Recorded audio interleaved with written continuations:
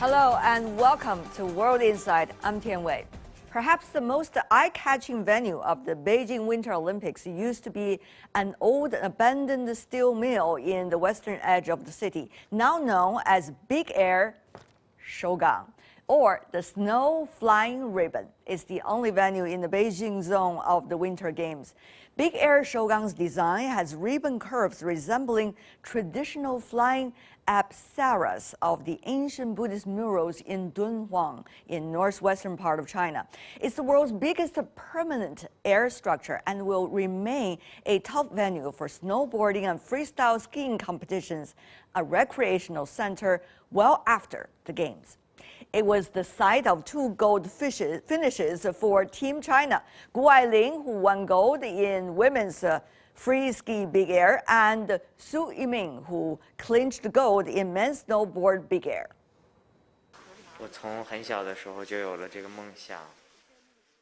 This is a very special moment for me. I have dreamed about it since I was very young, to win medals and bring glory to my country in the Winter Olympics in my hometown. Winning the gold medal is the best gift for my 18th birthday. I made it through my hard work. I do snowboarding not just for competing. As a professional boarder, I need to do well in competitions, but also promote the sport. I think it is the responsibility for every snowboarder to introduce the sport to more people and make them fall in love with the sport. I chose to ski for China because there's this massive opportunity to spread the sport to people who haven't even heard of it before. And honestly, I have met my goal. There are 300 million people on snow, so to have even influenced a tiny fraction of that makes me immensely proud. I do my best to make the world a better place, and yeah, I'm having fun while doing it. I'm skiing, I'm hoping to inspire young girls, so that's my message right now. Certainly not athletes only from Team China that are showing their best skills at the Big Air Shougang, but athletes coming from all over the world from the Beijing Winter Games are showing their true color there. Earlier, I had an exclusive interview with Nicolas Godelet, an architect and engineer who's the director of NG Lab Architecture Office. He's a member of the team which designed the Big Air Shougang venue. The Belgian architect and the landscaper has been living in China for 20 years. Fascinated by Chinese language and jiaguwen, that's inscriptions on ancient Chinese oracle bones used to look into the future. Before working on the Big Air venue, he has done many other quality projects around China. Nicolas, welcome to our program. What a pleasure. Thank you. Thank you very much. It's a pleasure to be here in Beijing with you.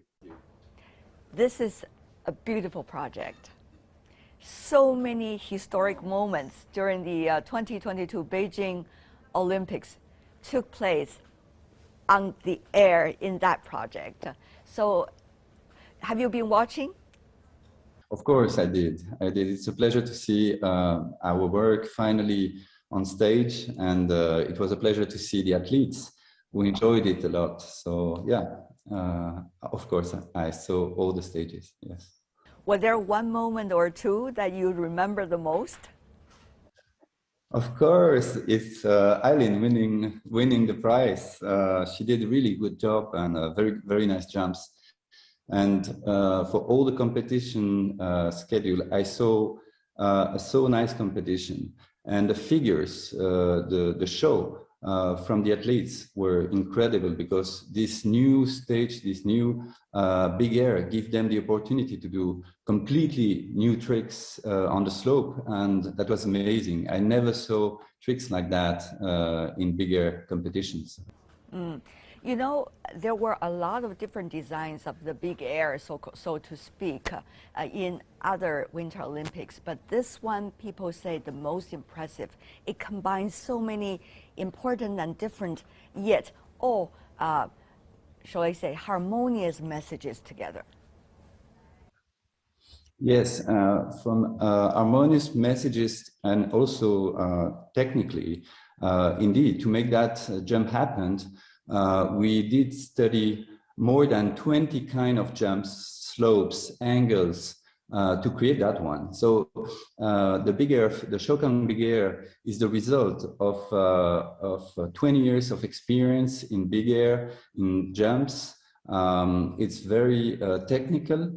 We did a very deep work, technical work, to reach that Big Air today. And the symbol of the Big Air about lightness, with Chinese also reference on the Big Air, I think also is an achievement. It can combine the technique, but also the Chinese identity in a very specific site. So yeah, it's a great project, I think, with the team. There must be a lot of discussion about how to make sure all those possibilities are being reflected by this design. Tell me one or two points that you think is most successful, particularly you yourself participated. Well, the Big Air jump, first, I should say it's a teamwork. And the teamwork was a great achievement because we could gather specialists and designers from all over the world to do that with Chinese team, German people, Belgian people. So really it was a great teamwork. Specifically, I think this jump can even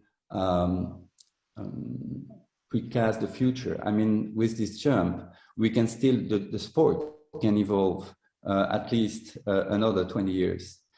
So the flexibility of this jump is a core subject, I think. Yeah.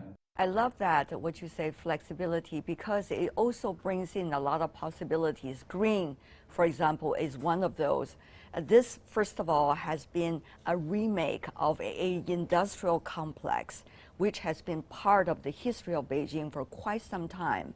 And when you see a totally different life, in a way, reincarnated about this industrial complex, a lot of people, local people, are even very excited, not to say the athletes.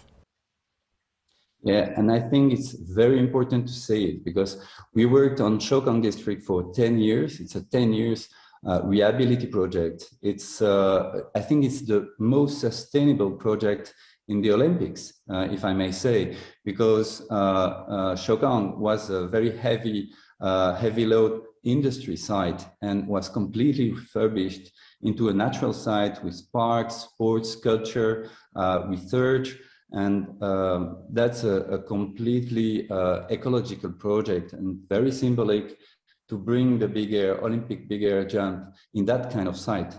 And also for the memory of Beijing, it's so important. So many Beijingers lived in Shougang. Also, so many generations for 1 century lived and worked in Shougang. So it's so symbolic to organize the Olympics on that site.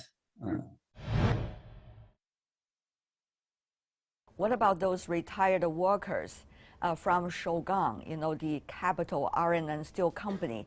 Watch, how the place where once they worked decades ago now turned out to be one of the most hip and best designed, sports venue for the 2022 Olympics. This will be such a contrast and such a, emotional moment, I would assume, for them.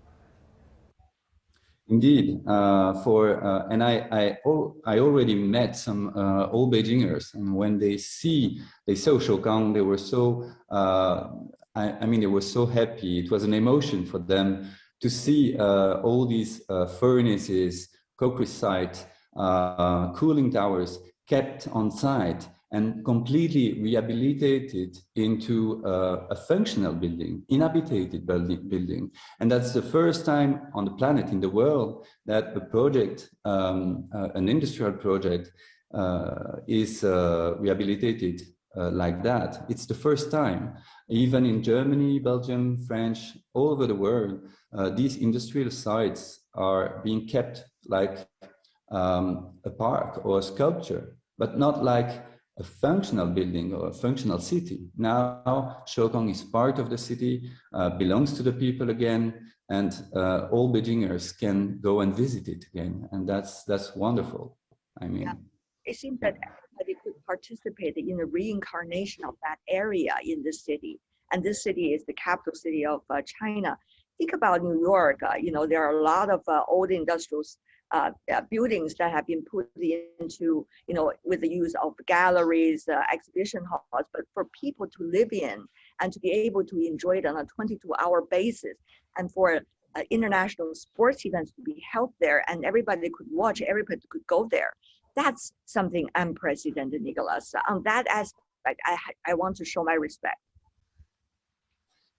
Yes, indeed. I'm really grateful for Beijing and Shougang to have organized that kind of planning, because it's sport planning that is extremely democratic in a way. In this Shougang area, young people who practice big air and jump, they can reach the site for 5 yuan.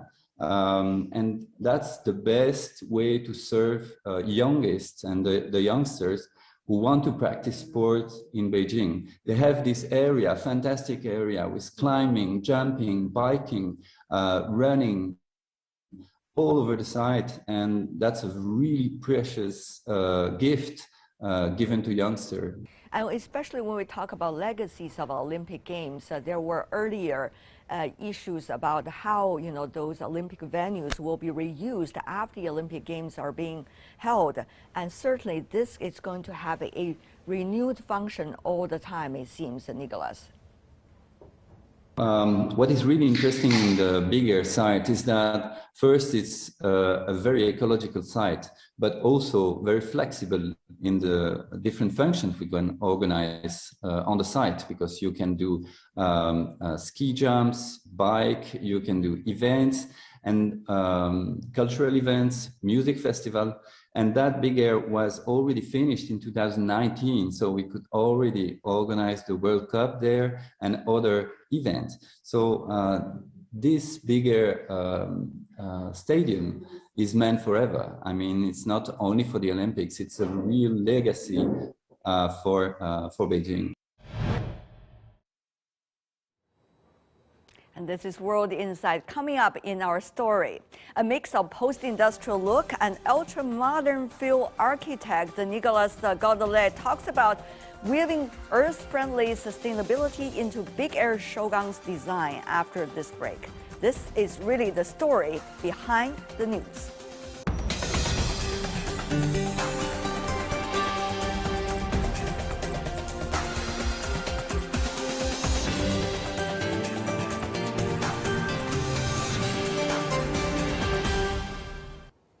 Welcome back. This is World Insight with me, Tian Wei. Today we're focusing on the story behind all the big news at the Winter Olympic Games in Beijing by talking about the story of sustainability. Big Air Shougang has been touted as post-industrial chic with a cyberpunk feel, thanks to 4 cooling towers built from the 1970s to the 1990s as a backdrop, and the old oxygen factory as a service area. The beauty and power of the park's industrial heritage on some full display. In the interview, architect Nicolas Godelet told me how designers, including himself, carefully combine green technology with the old brick and mortar buildings. There are a lot of cultural elements and interpretations about this project as well, Nicolas. I know you've been working together with your counterparts in China, and also your own design firm has been very much onto the project. Tell me more about how that happened and the options you have on hand. Why did you choose what you chose eventually? And what is that process like? You mean for the design process? Because it's a very complex sport. First, it was a completely new sport, and there were no rule guiding us for the design. So that was a real challenge to complete this project. That a site like this, an Olympic stadium for Big Air, never happened before. So we had to create new rules, all the conditions, technical conditions to reach that goal. And a real Chinese and my company was involved in a group with even Tsinghua University, Zhuzing, Shougang Guoji Institute, and Shougang site managers. So it was a complete team, technical team and design team. So what was really difficult for us was to create that jump to be really economic in the structural design, because we couldn't spend too much on the side. We had to be really balanced on the investments. That was also a goal. And the other part was that we had to be ecological. I mean, all the snow that we produce on site now, and we have to say it, it's we are only consuming electricity for ventilators, because we can create the snow during the night under 0 degree. So the energy consumption for the project is studied to be really low. And all the snow that we produce can be recycled on the bottom of the slope and recycled again into water, then snow again. So the whole process has to be studied. Is that the CO2 snow creation process you are talking about? Yes, I'm talking about snow creation process. It's important to tell it that it's economic. Yeah. Yes, because I interviewed Professor Zhang Xinrong, who was behind the overall invention of the system in terms of how heat and ice, water at an extreme point will be circulating. It's a great point. But you talk about, Nicolas, the economic part of it. Can you tell me one or two examples of how you can, try to switch or adjust the plan for the economic purposes? Yes, indeed. First, from the structural point of view, when we created that steel structure, we had to be economic in the design. Means we had to create that design in three-dimensional version, so that we can optimize the structural use of every element. And we also worked with standard elements. So only the feet of the jump were really handmade, but the rest of the structure is a conventional industrial element structure. But the combination of this structure made it cheaper. On the other hand, we use the economic sustainability of the project is linked with the flexibility of the jump. If you can use one jump for different uses, you are economically stable, because you can use it for cultural events and you can get a rentability on investment on this jump. So it's a long-term and short-term study. So the balance is really good. You must be scratching your heads for quite some years before those eventual plans could be decided. Yes, with all the teams, we also had to go abroad to see other big air jumps. We studied also Korean jumps in Germany. It was a real challenge with all the team. Also, we had to study wind, snowmaking, ballistic. The wind is very important, especially there in Shougang. We are next on Yongdinghe, so it's a place with a lot of wind load. And we had to get a collaboration of a laboratory studying wind on the site. So that's a very important point, because the jump is not only an aesthetic design. The aesthetic of the design is also linked to technical point. This line is protecting the athletes against wind, but also protecting the athletes from falling down the slope. So security is important, wind load is important, all the poetic part and the technical part of the jump are all considered together. I know that complex is not necessarily being used 100% because of the pandemic years we experienced after it came into being. But now, finally, it is there. And the athletes competed. They presented to the world a beautiful picture about what sports are about and how human spirit really shines. At this moment, Nicolas, what is it like for you to be part of that design team who have to study everything? Yeah, it's an honor. I mean, it's an honor because it's part of for me. It's part of my life in China because I stayed 20 years in China, and I'm really proud. It's a kind of an achievement and an acknowledgement of my participation in the Olympics. But especially for the team, we are now all very good friends. We created a new kind of study team that can link technology, design, lighting. It's a perfect match, I think, and I'm very grateful to have participated to this project with that team. It was a great time for us. Architects like you traveling around the world, but I know, as you said, over the past 20 years, you've been living in China and in Beijing. But look at where you are, you know, a very nice architecture in your home country with very unique windows behind, you know, very typical of your culture. So how is this, you know, the mixture of cultures, the, you know, the chemical interactions of cultures onto an architect? How does that work? Well, I think my philosophy of design is to work one place, one design, one time, one design. So studying a culture, studying a geography, a climate is so important. For example, if you see the window behind me, this window is a very traditional window from an old building. It's already 250 years old. And our design office in Europe and in China are both very old buildings. We are, even in China, our office is in Sisi, so in a very old Siheyuan from the 19th century that we renovated into a very contemporary place, a very pleasant place.